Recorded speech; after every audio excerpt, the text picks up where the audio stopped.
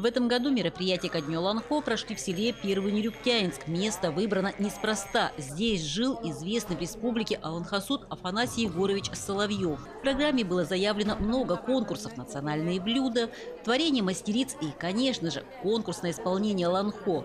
Достичь уровня великого мастера, конечно же, нелегко, это дар свыше, но очень важно открыть новых исполнителей. Среди них дебютировали ребята из Алепинского техникума.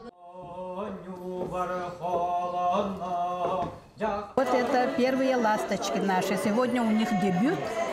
Я, наверное, больше всех переживала, но они выдержали.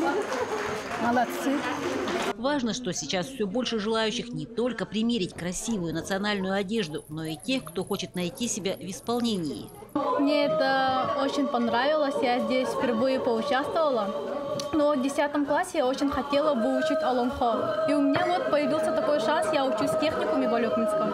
Вот такой у меня шанс появился, что я выступила вот здесь. Выучила часть Аланхо, вот выступила с ребятами. Мне очень понравилось.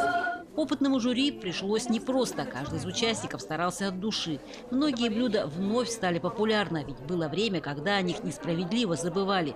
Между тем, якутская кухня не только вкусная. Именно она отвечает всем запросам холодного края. В 21 веке наши женщины тоже научились, изучают, да, и стараются делать то, что наши предки ели.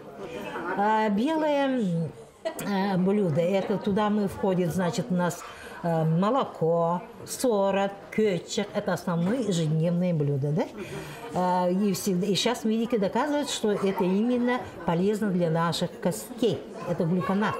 Испокон веков было. Также вот потроха, да, конины, говядины, все вот это использовались. Елена Фаст, Максим Копылов, Алепинск.